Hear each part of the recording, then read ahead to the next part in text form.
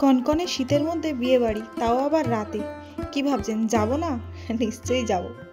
বিয়ে বাড়ি বলে কথা, সকলের সঙ্গে দেখা হবে, আড্ডা হবে, মজা হবে, খাওয়া দাওয়া হবে। আর যাব না কেন বলুন? আর সব থেকে বড় কথা, সুন্দর করে সাজুগুজু হবে। Welcome to Jahanara's Bengali blog. কেমন আছেন সবাই? আশা করছি সবাই খুব ভালো আছেন।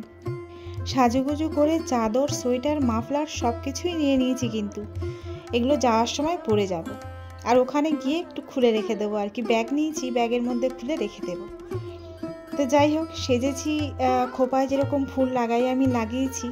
আর আগের বারে যে গলার আর কানেরটা পরেছিলাম সেটাই পরে নিলাম। আছে অনেক, কিন্তু সেগুলো আর পরলাম না। এটা বাইরে ছিল, এটাই পরে নিয়েছি।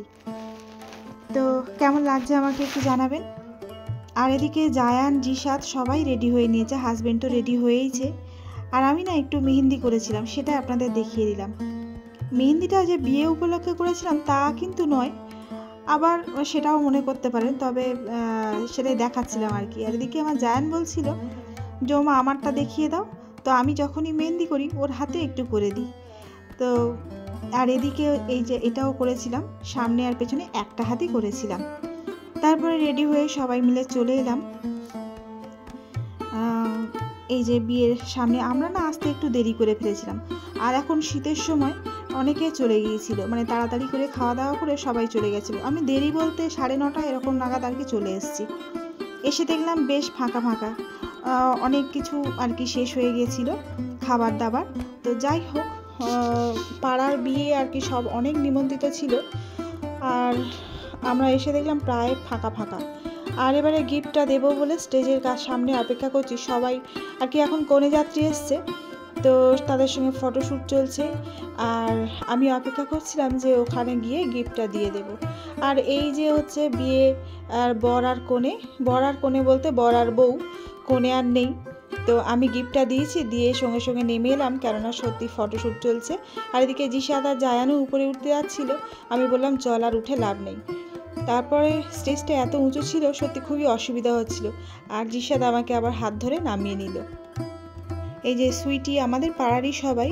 এই আসছে তামান্না, আমার ভাসুরজি, আমার জায়ের মেয়ে, খুবই ভালো, আমার প্রাক্তন ছাত্রী, খুব সুন্দর লাগছে।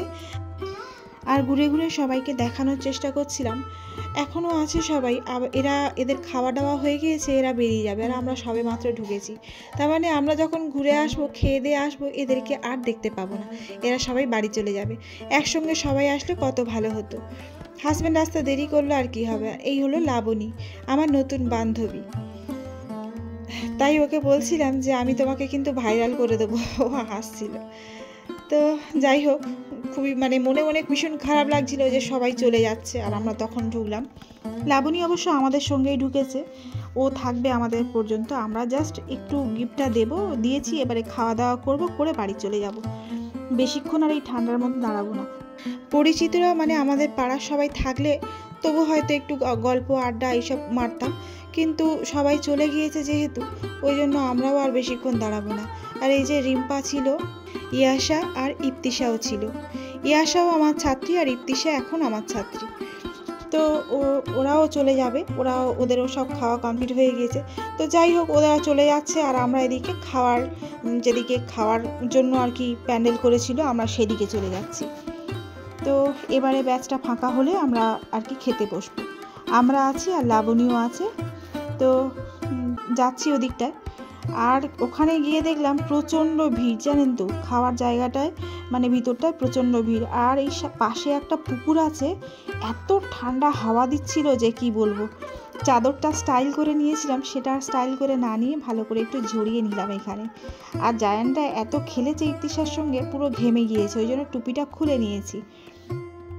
আমরা সবাই এখানে দাঁড়িয়ে অপেক্ষা করছিলাম, আর আমি আমার যা কাজ একটু ভিডিও করে নিচ্ছিলাম। আর এই দেখুন খাওয়ার জায়গাটায় কত ভিড়। তো এরা উঠে গেলে আমরা বসার একটা সিট পেলাম, বসে গেলাম। আমাদের সবার এক জায়গা হয়নি, আমরা 4 জন এখানে বসলাম। আর লাবণীরা ওই সামনেটায় বসেছে আর কি। এই যে হাত নেড়ে কথা বলছিল আমাদের সঙ্গে, ওদের পাতে আর কি পড়ে গেছিলো খাবার, কিন্তু আমাদের এই সাইডটা খাবার পড়েনি, ওই জন্য দেখাচ্ছিল বারবার। আমার জায়ান গিয়ে আবার লাবণীর থেকে খেয়ে এসেছিল।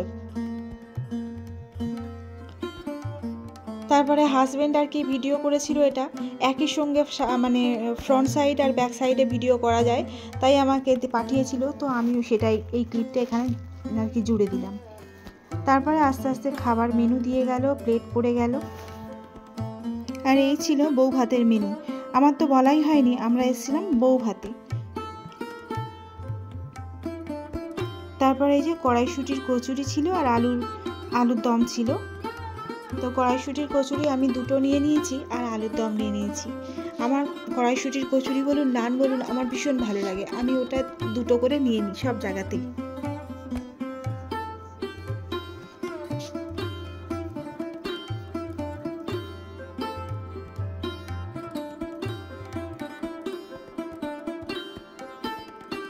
তারপরে ছিল বিরিয়ানি, চিকেন বিরিয়ানি আর বিফ বিরিয়ানি দুটোই ছিল। তো আমরা বিফ বিরিয়ানি নিয়ে নিয়েছিলাম। আর ছিল বুরহানি।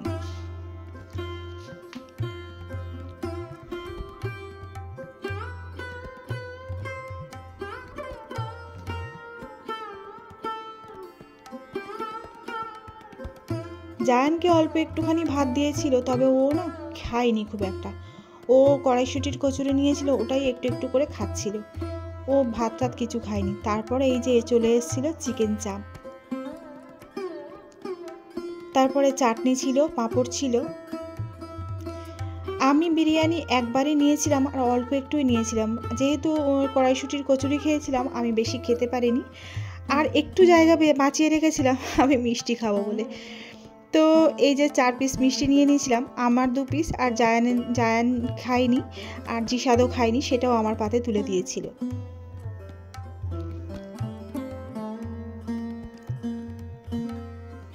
তারপরে দিয়ে দিয়েছিল আইসক্রিম।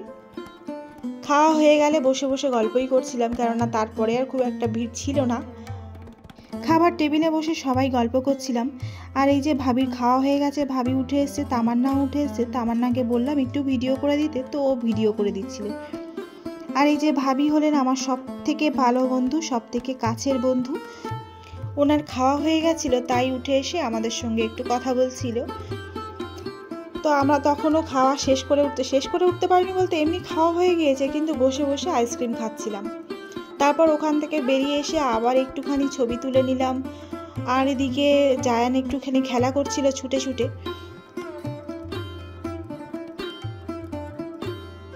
কোল্ড ড্রিঙ্কসের স্টলটা ছিল সামনে, কিন্তু আমার আর মনে হয়নি যে কোল্ড ড্রিঙ্কস খাই এই ঠান্ডার মধ্যে। তো কেউই আর কি ওদিকে যায়নি যে কোল্ড ড্রিঙ্কস খাবো একটুখানি, কেননা রিচ খাওয়ার পর আমরা সবাই একটু কোল্ড ড্রিঙ্কস খাই, কিন্তু এবারে আর সত্যি ঠান্ডার জন্য আর মনে হয়নি। তো যাই হোক, এবারে বাড়ির পথে রওনা দেব, কেননা অনেকটা রাত হয়ে গিয়েছে। আর তেমন কেউ আর কি চেনা জানা আর খুব একটা নেই। এবারে যা আছে ওদের বন্ধু বান্ধব, আত্মীয় স্বজন, আমাদের পাড়ার লোকেরা আর কেউ নেই। লাবণীর জন্য একটুখানি অপেক্ষা করেছিলাম, তবে সে যাবে না এখন, তাই আমরা বাড়ির দিকে রওনা দিলাম। তো চলুন আজকে ভিডিওটা এই পর্যন্ত রাখি, দেখা হবে পরবর্তী কোনো ভিডিওতে। ততক্ষণ ভালো থাকবেন, সুস্থ থাকবেন, এবং আমার আজকে ব্লগটি কেমন লাগলো জানাবেন।